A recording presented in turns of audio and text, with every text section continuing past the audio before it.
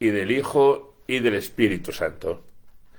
Dios te salve María, llena eres de gracia, el Señor es contigo, bendita tú eres entre todas las mujeres, y bendito es el fruto de tu vientre Jesús. Santa María, Madre de Dios, ruega por nosotros pecadores, ahora y en la hora de nuestra muerte. Amén.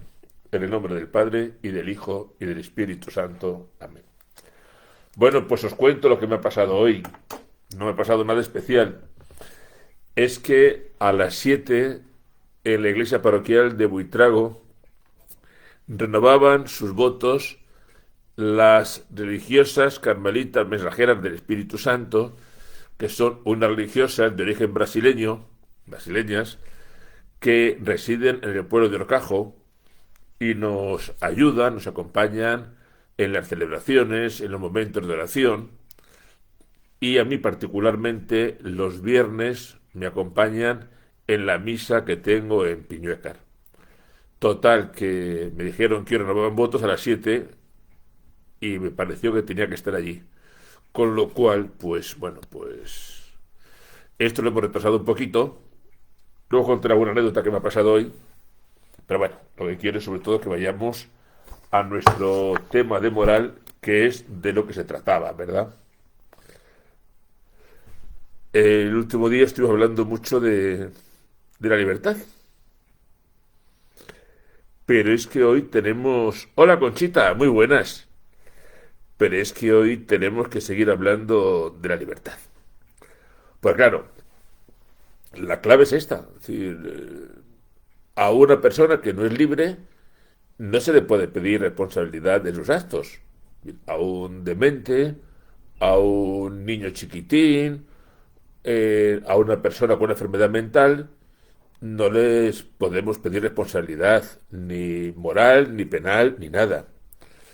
Luego, o aclaramos bien lo que es la libertad, o nos cargamos la moral de la Iglesia. Hola Francisco. Esa es la clave. ¿Hay libertad o no hay libertad? ¿Cómo hay que entender la libertad? ¿Qué significa ser libre? O somos libres, o de lo contrario, la moral no existe.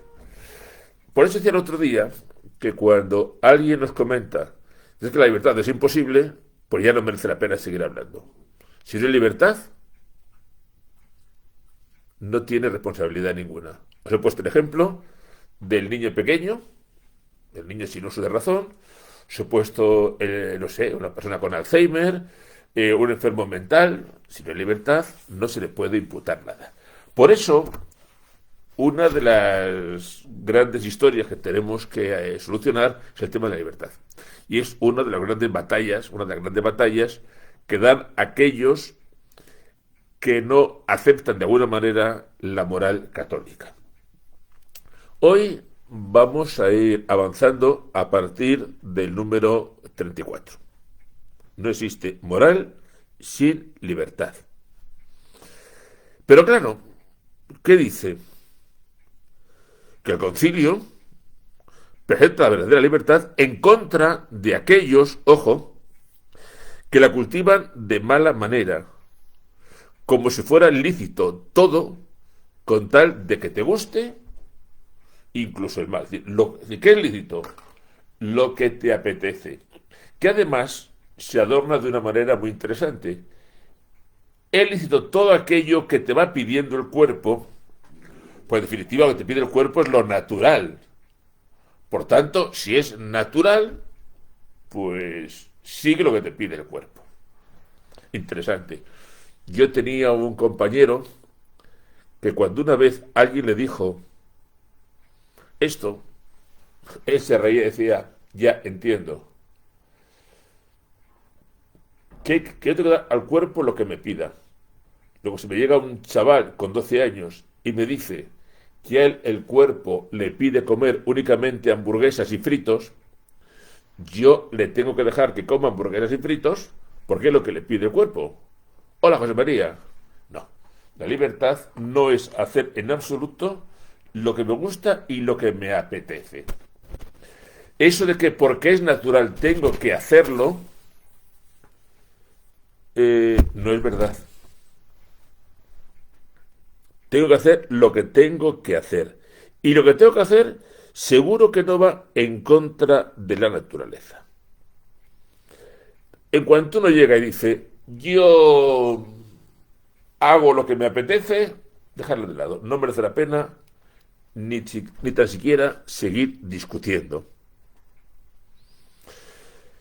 La libertad es que Dios nos ha creado de tal manera que seamos capaces de buscar a nuestro Creador y, adhiriéndose a Él, lleguemos libremente a la plena y feliz perfección.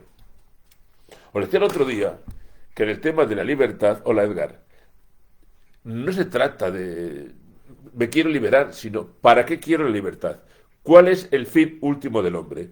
Y el fin último del hombre es llegar a la plena y perfecta perfección en la total comunión con Dios. Y esto nos lleva a una afirmación que es contundente. Y como veis, sigo en todo esta encíclica de San Juan Pablo II. Si es verdad que cada uno tiene su camino, tenemos, leo literalmente, estoy en el número 34, tenemos la obligación moral grave de buscar la verdad y de seguirla una vez conocida. Sabéis que yo fui religioso agustino y cuando se explica a veces la vida de San Agustín, se explica de una manera muy simple, ¿no? Oh, era un gran pecador, un día se convirtió, fue un santo. No, no, no, no, no, no. A San Agustín no me lo expliquen así. San Agustín era un hombre que en su corazón tenía muy claro que su vida la iba a dedicar a buscar la verdad. A buscar la verdad. Era un buscador de la verdad. Y la buscó. El amor de una mujer, estuvo con una mujer, tuvo un hijo, a Deodato, la buscó en la amistad, la buscó en el éxito, la buscó en el maniqueísmo, la buscó en un montón de cosas. La buscó. Era el gran buscador de la verdad. Hasta que un día se la encontró en Cristo y dio su vida por esa verdad. De alguna manera, San Agustín vivió lo que la encíclica dice San Juan Pablo II. Uno tiene la obligación moral grave de buscar la verdad y de seguirla una vez conocida. A mí me desmoraliza cuando hablas con gente de esto y te dice, bueno, es tu forma de ver las cosas, yo tengo otra. Y dices, ¿y quién tiene la verdad? Y la respuesta es, oye, yo tengo la mía, tú tienes la tuya. ¿No hay una verdad objetiva? Si yo tengo la mía, mi verdad,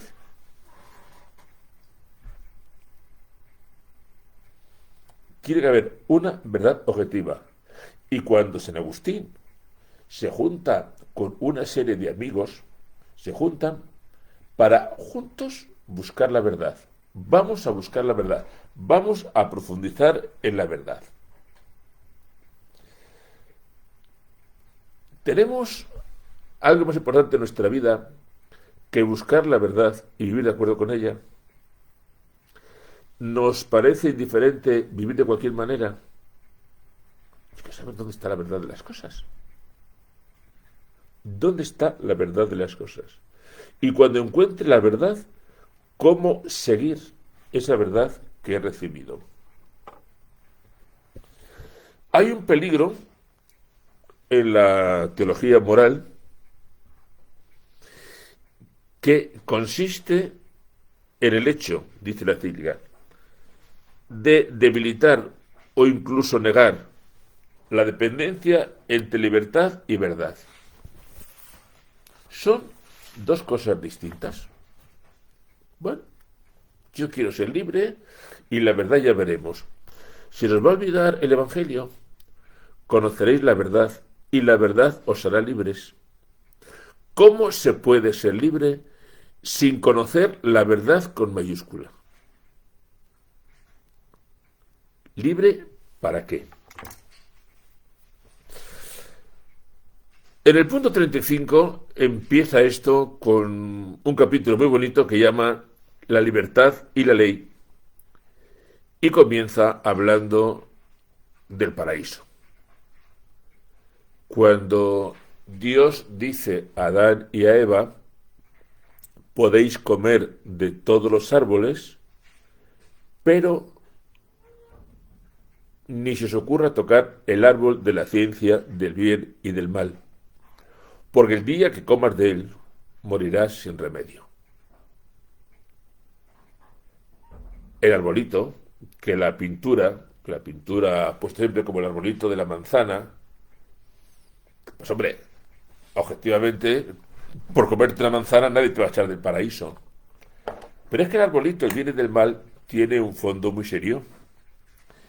Y es que el único que puede decir sobre el bien y el mal es Dios. No es una cosa nuestra. Y cuando el hombre, movido por su orgullo, se convierte en Dios y se convierte en el árbitro de la ciencia del bien y del mal, entonces es cuando el mundo se deshace. Dios, vamos a entenderlo, se supone que quiere la felicidad del hombre, la plenitud del hombre. A mí no se me ocurre pensar que Dios nos creara para jugar a hacernos la puñeta. Dios quiere la felicidad del hombre. Y Dios nos tiene dicho que la felicidad del hombre pasa por dejar que sea Dios quien decida lo bueno y lo malo. Y que la felicidad del hombre llega cuando el hombre acepta la ley moral, acepta los mandamientos y acepta la verdad que Dios le propone. Nos vamos a meter en unos charcos que son muy conocidos y que en algunos ambientes se exhiben como el paradigma de la actualidad y de la madurez. Y es la distinción que se hace en algunos lugares entre evangelio y doctrina. Me sorprende cuando la gente dice, bueno, esto que manda la Iglesia, yo lo acepto siempre y cuando esté de acuerdo con el Evangelio. Mirad lo que he dicho. Hay gente que distingue Evangelio incluso de doctrina. No, una cosa es el Evangelio y otra cosa es la doctrina de la Iglesia. Como diciendo, es que hay muchas cosas de la doctrina de la Iglesia que son contrarias o no son conformes con el Evangelio. ¿Perdón? Que hay alguien que puede... ¿Qué estamos diciendo? Que la Iglesia ha desarrollado una doctrina, que es la revelación, que es el Evangelio, que la Iglesia ha desarrollado una doctrina para fastidiar al ser humano. Y a partir de ahí llegamos a otro punto, que yo me convierto, pretendo convertirme, y era incapaz de discernir si la doctrina de la Iglesia es fiel al Evangelio o no. Hemos dado completamente la vuelta. En lugar de tratar de vivir conforme al Evangelio, de vivir conforme a la doctrina, lo que intento es que la doctrina se vaya reconstruyendo de acuerdo conmigo. José María, ¿me meto en el charco? Claro.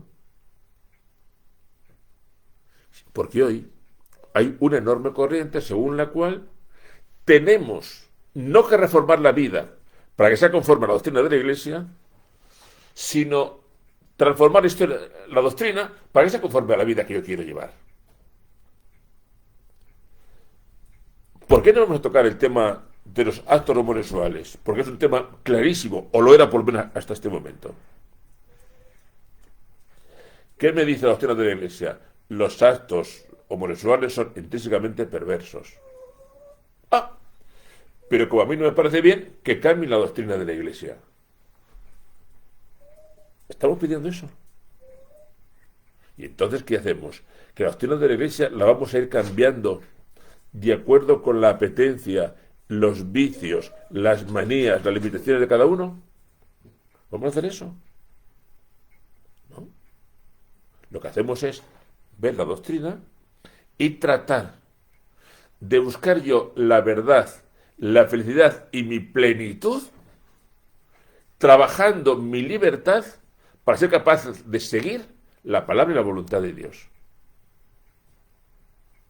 ¿Qué? Es que si no, vosotros ya me diréis dónde nos vamos a meter. Y hay doctrinas que parten, dicen, de un conflicto entre libertad y ley, y te dicen que la ley no te obliga, se va en contra de tu libertad. Claro. Y si yo me meto por dirección prohibida a una calle, la ley me dice que no puedo entrar y mi libertad se marcha al garete, normal. Pero más aún, a ver si esto suena de algo. Hay doctrinas que dicen que algunos grupos sociales tienen la facultad de decidir sobre el bien y el mal. ¿Os suena de algo? Grupos sociales que tienen la facultad de decidir sobre el bien y el mal. ¿Os suena esto al lobby gay, por ejemplo? Grupos sociales amplios, cada vez más amplios, que por cierto, entre nosotros, con perdón, no quiero escandalizar a nadie, ¿de dónde ha salido tantísimo homosexual? ¿De dónde han salido tantísimos homosexuales de repente? Está el mundo lleno. ¿De dónde los han sacado? Y estos grupos, por ser un grupo y por ser un colectivo, van a decidir lo que es la moral de la Iglesia, lo que es el bien y lo que es el mal. Lo pueden intentar. ¿Y nosotros, Iglesia, nos vamos a dejar? Oiga, usted viva como le dé la gana. Pero no me exija que yo, a su forma de vivir, encima la tenga que bendecir y decir que, si usted lo dice, tendrá razón. Es decir, grupos que dicen que la libertad humana es la que puede crear los valores y decir cuál es la verdad, la libertad humana. Y no digamos cuando ya te dicen que es que una mayoría lo opina. Bueno, os voy a contar una anécdota por reírnos un rato. Como digo, he estado en una misa en Buitrago y al acabar se me acerca la señora y me dice, ay, quería hablar contigo un momento una cosa. Pues dígame usted. Y entonces la señora me dice que estuvo en una charla que dio este verano sobre lo que era, bueno, la escritura, tradición, magisterio. Y en la charla alguien me preguntó qué opinaba yo sobre el sínodo. Oiga, a uno le mete el dedo en la boca y muerto, o sea, no tengo ningún problema. Y le dije, pues a mí el sínodo de la sinodalidad me parece una tomadura de pelo, me parece que va a traer más mal que bien, que va a traer más confusión que claridad y que es un sínodo pensado para solucionar problemas de cintura para abajo. A mí me parece que es eso. Y ahí me dice la señora, ay, quedé muy mal, ¿por qué? Me dice, porque en el sínodo, hablamos del sínodo, y tú te metiste con el Papa y dijiste que no estaba de acuerdo con el sínodo.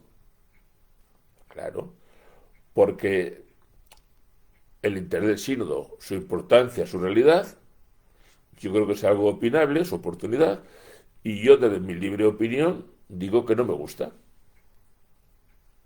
Y me dice, pues rezaré para que te conviertas a lo que dice el Papa. Digo, no, no, no, no, no, no.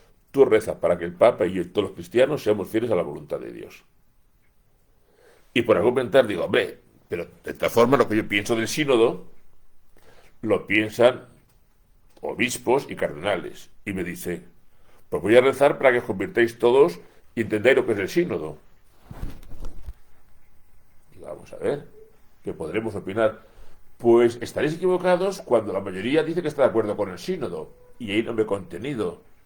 Pero mira, si es por mayorías, España sería hoy arriana. Pero además, aquí no trata ni de mayorías ni de minorías. Se trata de fidelidad a la doctrina de la Iglesia. Bueno, pues aquí pasa igual. Por mucho colectivo que haya, usted no va a imponer, ni a crear, ni a tocar la nariz con una serie de valores que no son los que son. ¿Qué ocurre? Pues que ante estos valores nos callamos primero por no molestar y nos callamos por miedo a que nos sacan en la televisión, que eso de la televisión nos pone muy nerviosos. La moral, los valores morales, ni los deciden los individuos, ni los deciden los grupos, y mucho menos los crean, los inventan y los moderan. Es algo que viene desde arriba. Y luego hay otra teoría. No, José María, pronto al infierno no, se vayan a ver a Dios si hace falta, pero se vayan. Y hay otra teoría que dicen que, bueno, que las normas morales, hay que replantearse en las normas morales el papel de la razón y de la fe. A ver. ¿Cómo que no vamos a replantear como católicos el papel de la razón y de la fe? La razón, pues somos inteligentes y uno piensa. Y la fe, porque las leyes morales nos vienen de Dios. Entonces, esa idea, está Mariluz, esa idea según la cual las normas morales nadie me las va a imponer porque yo soy libre, yo pienso, yo valgo mucho y tal, es volver al origen del pecado y el volver al paraíso. Desde mi orgullo, yo me convierto en aquel que va a discernir entre lo que es el bien y lo que es el mal. El árbol de la ciencia del bien y del mal soy yo. Es decir, que Dios ya no es infalible, el infalible soy yo. Interesante, ¿no? Dios no es infalible, Dios se equivoca. Dios da sus normas. La Iglesia tampoco es infalible, también se equivoca. Infalible yo. Y es curioso, cuando tú hablas con la gente y resulta que el catecismo no sirve. Los rituales no sirven. La tradición no sirve. El magisterio no sirve.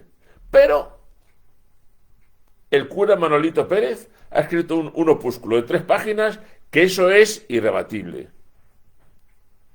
Hombre, vamos a ser serios, ¿eh? Vamos a ser un poquito más serios. La verdad y la moral no tienen como origen y fin el ser humano. Tienen como origen la voz de Dios y tienen como fin la vida eterna. Quitar la moral de Dios, decir que la moral es algo meramente humano, que no tiene referencia a Dios, es cargarnos absolutamente todo. ¿A dónde llegamos con esto? Pues a la negación de la ley natural. Que la ley natural no es otra cosa más que la ley de Dios colocada en el fondo del corazón de cada ser humano. Dios, en cada ser humano, ha colocado su ley natural. Y todos, desde el niño más pequeñito, sabemos lo que está bien y lo que está mal. No solamente el niño más pequeñito, socio sabe lo que está bien y lo que está mal. Lo sabe. Dicen que los perros tienen la inteligencia de un niño de 2 o 3 años. No lo sé, pero socio entiende. Y cuando el socio se hace caca, y yo le digo, socio, ¿qué has hecho? Esconde la cabeza y se marcha. Y tenemos una ley natural, hasta el perro tiene la ley natural. Cuando la ley natural la dejamos sin sentido. ¿Qué ocurre? Pues que hay mucha gente, fuera y dentro de la Iglesia, que dice que la ley natural no existe y que lo que nosotros llamamos ley natural no es más que un producto cultural. Y eso me parece mucho a las feministas, que el rol de hombre y mujer son roles meramente circunstanciales y culturales. No, mire usted, o sea, si la mujer da luz y tiene que dar el pecho al niño, evidentemente su vida no es igual que la del marido, porque el marido no tiene que dar el pecho al niño. Claro, son productos culturales. Y claro, si lo que es la ley natural, la ley que Dios ha grabado en el corazón de cada uno, es un puro producto cultural, significa que no hay nada inmutable, que todo es relativo. Que todo es relativo. Entonces, no hay ningún principio moral general, todo es relativo. Todo depende. ¿Y de qué depende? Del grupo en el que esté, de mis circunstancias personales, del ambiente cultural, depende de eso. Entonces, si no hay verdad con mayúscula, ¿de qué estamos hablando? No estamos hablando de la moral cristiana. Estamos hablando de usos, costumbres, manías y tolerancias o intolerancias. Pero no estamos hablando de moral cristiana. La moral cristiana parte de una verdad revelada por Dios que está grabada en el corazón de cada hombre, y la moral cristiana parte de esa verdad revelada que se perfecciona en la revelación de Jesucristo y que la Iglesia nos está transmitiendo con fidelidad. Esa es la moral cristiana. Si yo, en la moral, quito el origen, la revelación, te quito la revelación, si la moral no me la da Dios, sino que me la invento yo, y si el fin de la moral no es alcanzar la perfección y la vida eterna, sino que yo me encuentre a gusto, es que no merece la pena seguir hablando del asunto.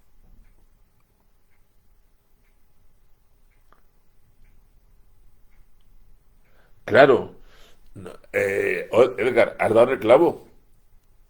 Los derechos humanos y los derechos divinos y los derechos divinos, porque los derechos humanos lo que me están diciendo es que mis derechos me los va a garantizar el Estado, los que él quiera. Pero ¿quién me garantiza que van a estar, perdón por la repetición, garantizados los derechos de Dios? ¿Quién es el Estado para decirme qué derechos son los que me corresponden y cuáles no? ¿Quién es el Estado para decir que el derecho a la vida no es intocable hasta no sé qué semana de gestación? ¿Quién es el Estado? Bueno, por tanto, si negamos lo que viene de Dios, todo es lo que llaman algunos moralistas la moral de situación. Que sí, que admiten la palabra de Dios, sí, que admiten la palabra de Dios, pero como una referencia última. Porque luego esa palabra de Dios y esa revelación y esa doctrina hay que aplicarla a la situación concreta.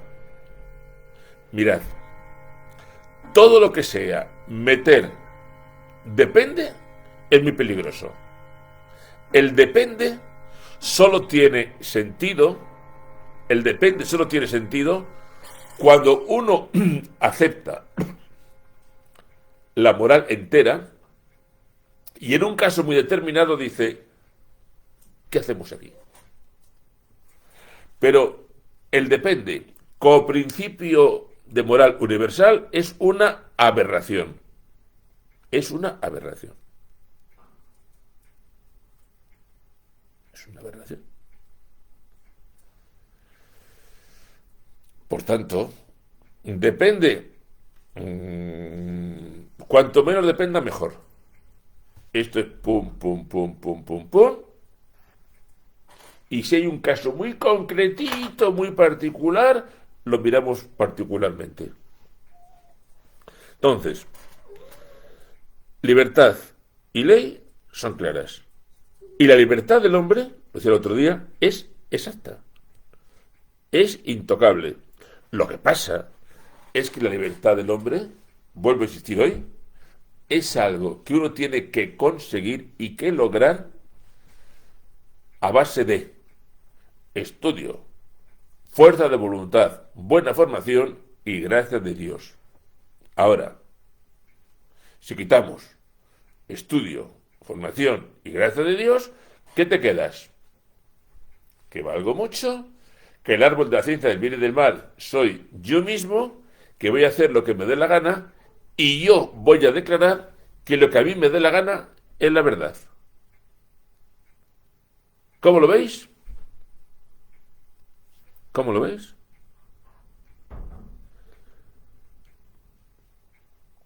Imposible. Imposible. Y entonces, ¿la libertad existe o no existe? Sí. Dios nos hizo libres. ¿Para qué? Para que hagamos lo que nos dé la gana, evidentemente. Dios nos hizo libres para que hagamos lo que nos dé la gana. Sí, claro. Y uno, el estudiante, con su libertad, puede estudiar, puede vaguear, puede meterse en droga, puede violar o puede ser el más santo de los santos. Haga usted con su libertad lo que quiera. Es libre. Haga lo que quiera. Pero el sentido de la libertad es que el hombre busque a Dios libremente. El sentido de la libertad, en el punto 38, es que el hombre busque a Dios y lo busque con tal entusiasmo que nada de lo que se le ponga alrededor es suficiente para apartarle del camino de Dios.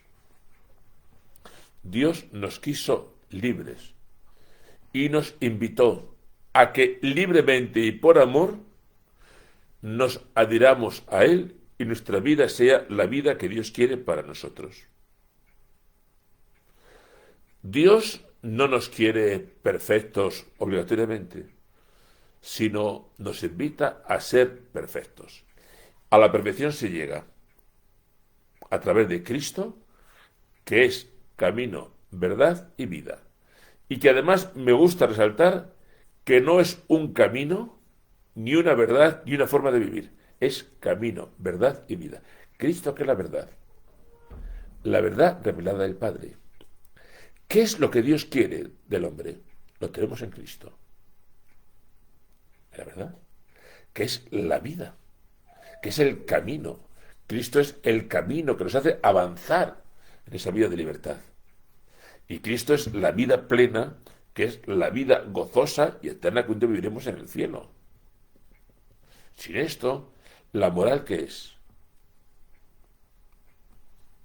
La libertad la perdemos por el pecado, claro, porque viene Satanás y te pincha y te dice, bueno, no es para tanto. Pero esto es la moral católica. La moral católica, por tanto, parte de Dios, parte de la revelación, es desarrollada y expeditada por la Iglesia y se nos pide que nos adhiramos a ella libremente, forjándonos la estética, la mística, ¿qué es la ascesis? La ascesis es la escultura de uno mismo.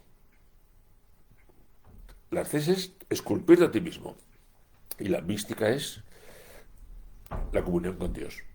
Y a partir de ahí llegaremos a la perfecta libertad y a entender lo que es la moral. Todo lo que sea, yo me hago mi moral, yo me hago mis valores. La libertad no existe. Y además, los grupos humanos pueden decir y tal. Es un disparate. Pero esto se nos ha colado. Esto se nos ha colado. ¿Y cómo se nos ha colado? Pues se nos ha colado porque somos incapaces de predicar la verdad en confrontación con el mundo. Somos del todo incapaces. Incapaces de proclamar la verdad por puro miedo, por pura cobardía. Y entonces, pues estamos asustados, porque cuando decimos algo que al mundo no le conviene, pues te llaman de todo, no sé dónde he visto. En un pueblo, un sacerdote de 80 años, y la alcaldesa diciendo que va a recoger firmas para que lo echen porque es un señor antipático. Pues era un viejo gruñón, pues como todo viejo. Pues, pero amigo, a ver qué dices, a ver cómo dices. Y en todo esto hay un problema por detrás, y es que hemos perdido el sentido de las cosas y hemos perdido el sentido de autoridad en la iglesia. Y entonces no hablamos de nada. Claro, porque Mariluz, hay una cosa que se llama la religión del bricolaje. Y yo cumplo lo que me da la gana. Y voy a terminar diciendo una cosa. Y es algo que estamos viviendo cada día y cada vez más. Y es que estamos con una autonomía, sobre todo los políticos, según la cual lo que es bueno no es lo que Dios dice, sino lo que yo como político decido. Y entonces yo como político decido que el respeto a la vida no es necesario, que puedo cambiar de opinión en cosas fundamentales porque me da la gana. Como político decido que la familia no merece la pena que se fomente. Como político digo que la propiedad depende, pero yo no la voy a garantizar, porque nos creemos que la moral y la ética son lo que digan los políticos. Entonces, si los políticos dicen que el aborto no es malo, pues el aborto no es malo. Y si la eutanasia es buena, pues la eutanasia es buena. Y se puede mentir, pues mentimos. Y se puede robar, robamos. Y yo digo que es blanco y mañana digo que hago lo negro. Y no pasa nada porque lo he dicho que soy político. Ojito, ¿eh? Los políticos no están por encima de la palabra de Dios. Los políticos no están por encima de la moral, ¿eh? Ni por encima de los mandamientos. Y esto se piensan que son ellos Dios. He decidido yo que soy el político, que como tengo muchos votos, desde mañana el aborto es un derecho. Pues va a ser que no. Y yo como soy político he decidido que usted desde mañana no tiene derecho a la propiedad. Pues va a ser que no. Por ahí va todo lo que es el tema de la moral. Como veis, estamos siempre entretenidos. Entretenidos.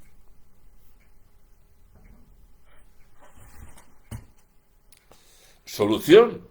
Yo, ninguna, Adela. Solución, ninguna. Yo creo que la única solución, voy a decir, a lo mejor digo un disparate,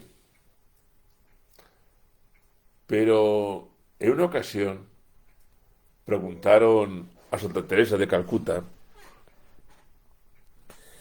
que qué podríamos hacer, siempre como qué podemos hacer para que el mundo fuera más justo, ¿no? Yo le explico también qué podemos hacer para que la iglesia sea más santa. Era una reunión de políticos y empresarios y preguntaron a Santa Teresa de Calcuta, madre, ¿qué necesita el mundo para ir mejor? Y dijo, sagrarios. Sagrarios donde la gente adora al Santísimo. Y aquellos políticos y aquellos empresarios que pensaban que iba a hablar de la ONU, de la UNESCO, de la justicia de Dios, sagrarios. Solución, Adela. Sagrarios y adoración.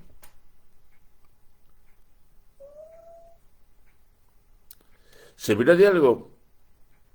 Yo creo que todo esto no lo vamos a solucionar nosotros.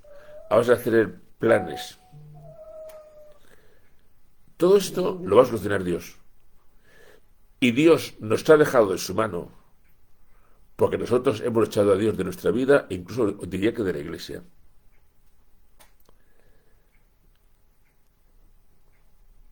Es curioso, ¿no?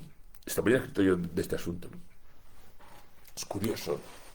Llega Navidad y hacemos 1000 actividades. Y yo me pregunto, y en todo lo que hacemos, lo que vivimos, ¿dónde está Dios? ¿Dónde está Cristo? El festival, el encuentro, la comida, la cena, los regalos, lo de Caritas, los adornos, el árbol. ¿Y Dios dónde está? Yo creo que en la iglesia hemos perdido el sentido de la adoración. Y a la vez me doy cuenta de que donde hay adoración, la vida crece y crece de verdad. Y la gente que adora, lo de la moral lo tiene muy claro. Y Adela, y nos conocemos un poquito, creo que todo es problema de volvernos a Dios. Los católicos volvemos a Dios. Porque nos hemos ido abandonando de tal manera que la Iglesia Católica es una iglesia de mediocres, empezando por mí, no quiero... Yo llego a donde llego. Una iglesia de mediocres, una iglesia sin Dios, una iglesia de miedos y la mediocridad. El miedo, el desinterés, el desánimo, el relativismo se quitan delante del sagrario. Hace no mucho un sacerdote me decía, mira Jorge, y si durante 2 o 3 o 4 años en la iglesia nos dedicáramos solo, misa, confesión, adoración, no hiciéramos otra cosa, lo mismo nos llevamos una sorpresa, pues lo mismo. Pero cada vez rezamos menos, cada vez celebramos con menos profundidad y cada vez estamos más alejados de Dios. Yo creo que es sagrario. Y os voy a contar un secreto y lo vamos a cenar. En Braojos, Adela lo sabe, pues tenemos adoración al Santísimo los segundos y cuartos sábados de mes. Ahora lo tenemos a las 7 de la tarde. Tenemos las Eucaristías, pongo el Santísimo, rezamos el Rosario, tengo un tiempo de adoración en silencio, para confesiones y tal. Estamos como hora y media. Hora y media en Braojos en invierno es hora y media a 10 grados, ¿eh? Y el otro día, Adela, te cuento a vosotros, después de años, me rendí. Y el sábado pasado que tocaba adoración, no tuve adoración. Dije, no la vamos a tener.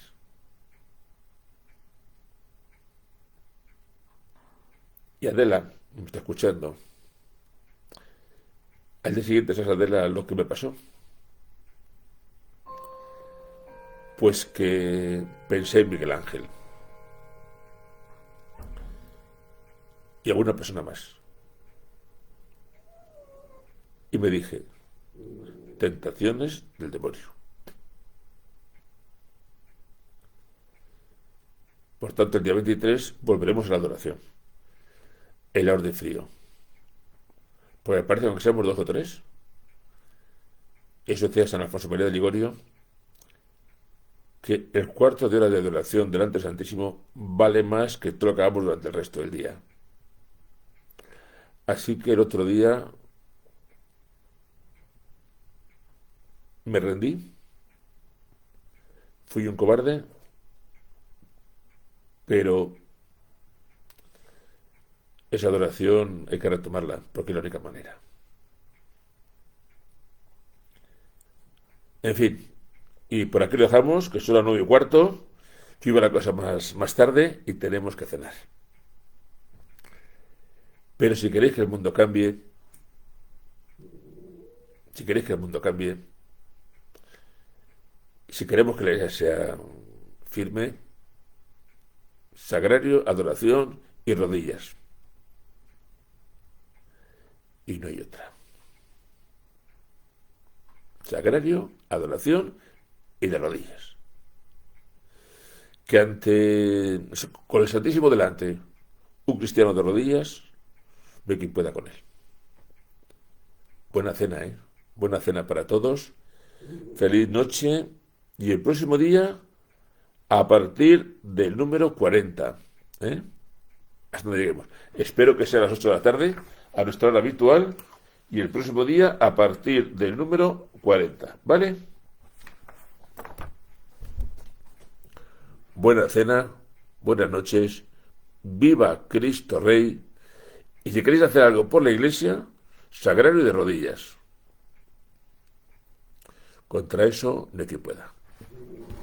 Buenas noches. Hasta mañana.